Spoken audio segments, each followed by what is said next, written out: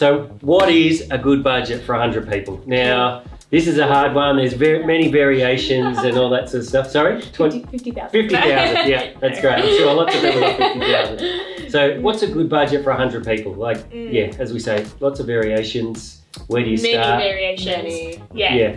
I would say anywhere between the 10 to 15 is a good starting point. Majority of that 10,000 would be made up in catering alone. Catering and alcohol would take up a massive chunk. And then you obviously want a little bit left for entertainment because that's what's going to make or break a party. And then decorating is obviously, it's going to be that wow factor. When you walk in, you're going to feel something too. Yeah, that's the thing is if you're having it at a venue, then that a majority of that cost will come up in catering. But if you're having it at home and you're going to do your own catering, then that's maybe where like you could spend the 10 on transforming your home into a really big wow factor that a venue might already have a base function, like a base value kind of. You're not going to get anything which is above and beyond amazing for that much in terms of like a decor or a full room styling. You'll tick off like pretty much every box in terms of like a base value, and then you can build from there if you decide that you have more of a budget. Like a lot of clients would, when they hear 10,000, they're really like, wow, like 10,000, but 10,000, it really doesn't get you that much these days. Obviously, the cost of everything has gone up. Catering and alcohol will take up 30 to 40% of your budget for most standard types of events. But if you look at it, we're saying $10,000, and I agree with you guys, 10,000 is a base. I really feel that is the baseline. And the reason I would say that is if you look at catering, for finger food alone and alcohol as a package, say, and depends on who you go through, I would say is anywhere between $60 to $80 a head. So if you've got 100 people and it's $80 a head, that's $8,000 just for food and alcohol, no venue. Well, that might include a function room for free as part of that package. But if you're hiring a venue, then you might have to pay a function room fee, so that might be another few thousand. So there's $10,000. You've done no decor, no entertainment, no lighting, nothing else, no invitations. So 10,000 is really the minimum. And yes, I agree with you, Nicole, in that if you have your party at home, you can maybe potentially bring that cost down a little bit. That $60 or $80 per head may include some venue cost in that. Whereas if you might be able to do it for $50 or $60 at home, so you may save a little bit, but otherwise, you're looking at $6,000 to $8,000 for your catering alone for 100 people. And alcohol. And then work from there. And that's cocktail. So, exactly. If you're having sit down could be $150 a head. Easily, as a base almost. Easily. $150 a head.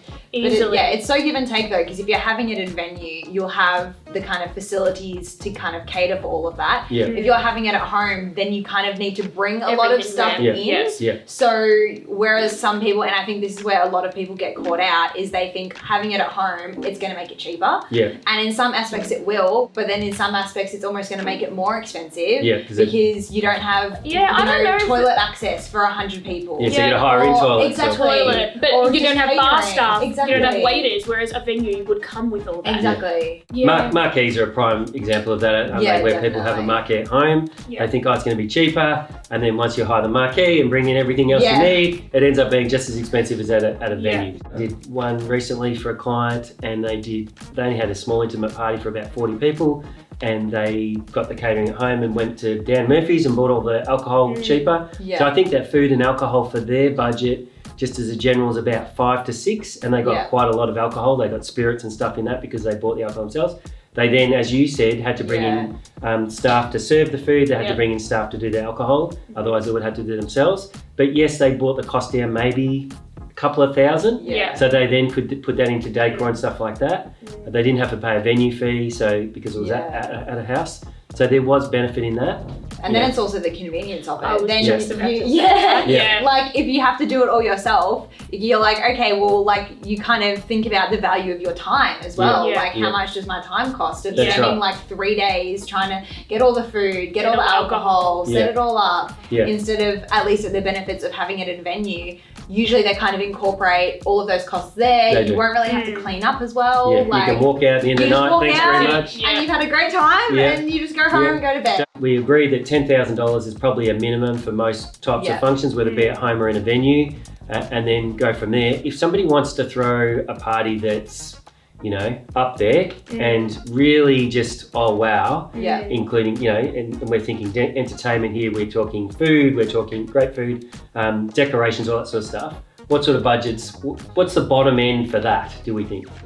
20. Yeah. At a bottom end. Yeah. Like, I mean, all of the themes on our website that we've done really like well, those are all baseline 20. And that's for decorating. And that's not. Yeah, exactly. That's anything. just decorating. And I think where people get caught out there with their budget is, you're right, all those little things make a difference. And then once they start adding those in, I didn't realise that the invitations were going to cost me this much. Yeah. I'm having table settings and I want to do personalised place cards. Yeah. I didn't realise that costs that much. So, you know, it might even be a custom made signage or something like that. All that individual type things all adds up pretty quickly, doesn't it? Yeah, definitely. So it can. That's where it can blow people's budgets out. Yeah.